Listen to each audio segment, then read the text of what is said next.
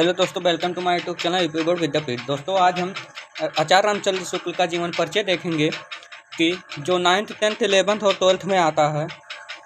देखेंगे उनके जीवन परिचय में कि उन्होंने क्या संघर्ष किया और किस तरह से मतलब अपने कामयाबी में सफल हुए।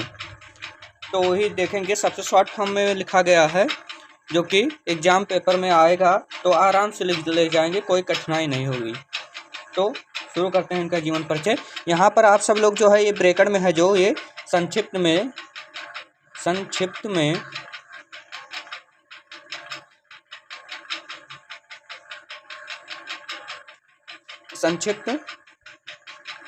जो है परिचय है। संक्षिप्त में ये परिचय लिखा है।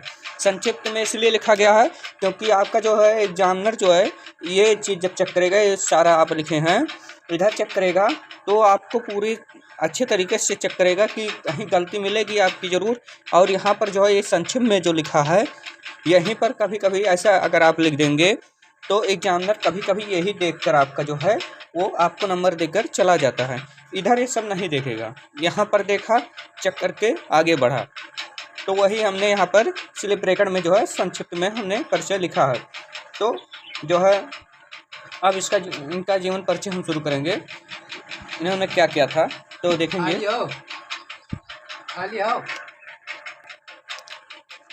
हिंदी के इस प्रतिभा संपन्न साहित्यकार का जन्म 1884, जो 1884 है, इसको हम मार्कर से हाईलाइट कर देंगे। आप लोग एग्जाम में काले पेन से लिख देना ताकि इसको देखते ही जानवर को पता लग जाए कि यह सही लिखा गया है। 1884 ईस्वी में उत्तर प्रदेश के अगौना नामक ग्राम में हुआ था। इनके पिता का नाम, अब जो है उत्तर प्रदेश के कौन से गांव में हुआ था, अगौना को भी हम काले पेन से लिख देंगे। और इनके पिता का नाम जो है पंडित चंद्रबली शुक्ल था। जो सुपरवाइजर कानूनगो थे। आचार्य शुक्ल की प्रारंभिक शिक्षा जो है जनपद हमीरपुर राठ तहसील से हुई। बालक रामचंद्र शुक्ल ने इंट्रेंस हाई स्कूल की परीक्षा जो है मिर्ज़ापुर जिले के मिशन स्कूल से उत्तीर्ण किया। अब इधर जो है मिशन, उनका जो है स्कूल का नाम है जो, उसको हम हाईलाइट कर देंगे। उसके पास किस जिले से उन्होंने किया था, मिर्ज़ापुर से, उसको हमने हाईलाइट किया। यहाँ पर जो मेन टॉपिक को हम ऐलान करते हुए चलेंगे, देखते रहेंगे। उसके बाद में उत्तीर्ण किया। गणित में कमज़ोर होने के कारण शिक्षा आगे नहीं बढ़ पाई।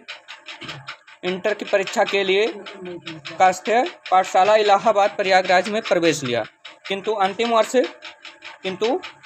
वर्ष की परीक्षा से पूर्व ही विद्यालय छूट गया।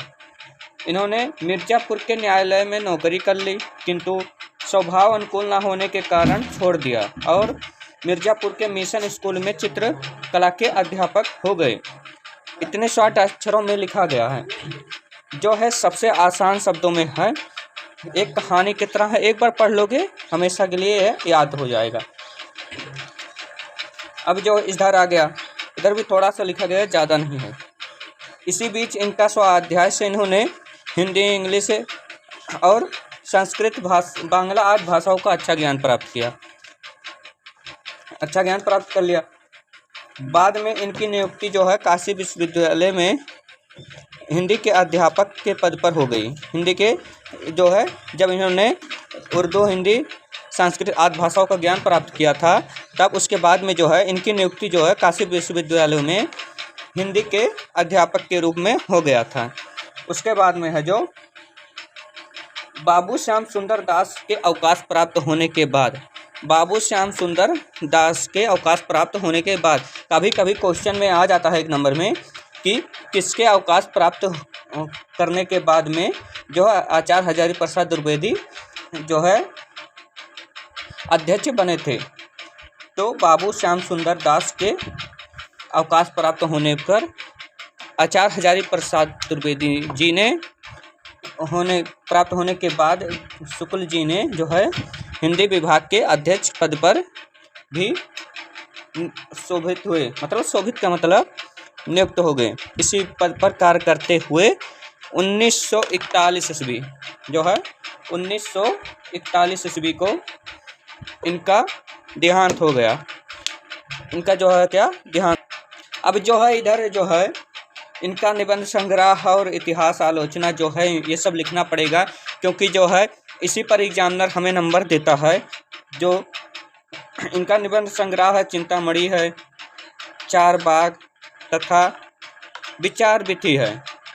इतिहास में क्या है, इतिहास इन्होंने क्या लिखा है, हिंदी साहित्य का इतिहास, यही एक इतिहास। आलोचना सूरदास, रसामसी, त्रिवेणी।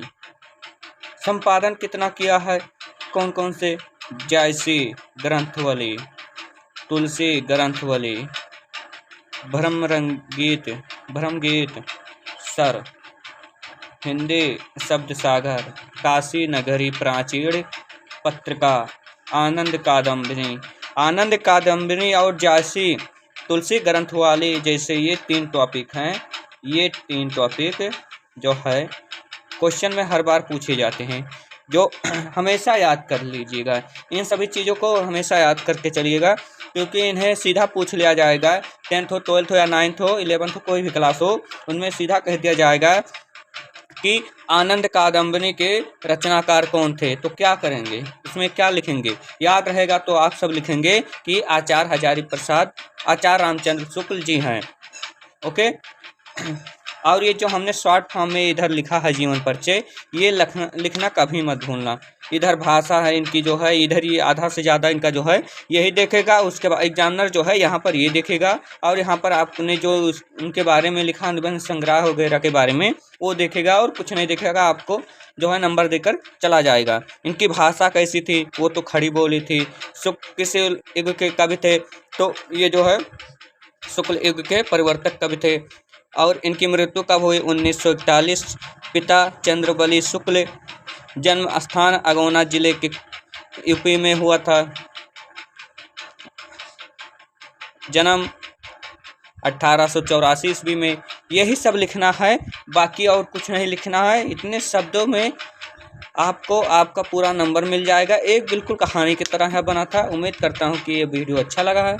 अच्छा लगा हो तो चैनल को सब्सक्राइब करना ना भूलें। Thank you so much.